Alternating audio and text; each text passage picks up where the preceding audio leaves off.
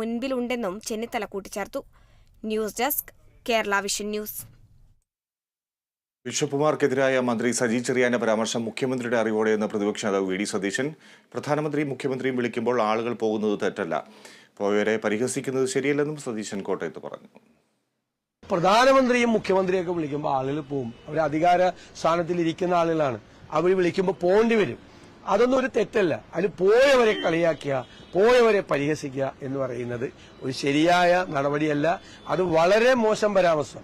ഇത് മുഖ്യമന്ത്രിയുടെ അനുവാദത്തോടു കൂടി ഇഷ്ടമില്ലാത്ത ആളുകളെ അപകീർത്തിപ്പെടുത്താൻ കുറച്ചുപേരെ അയച്ചുവിട്ടിരിക്കുകയാണ് CPM.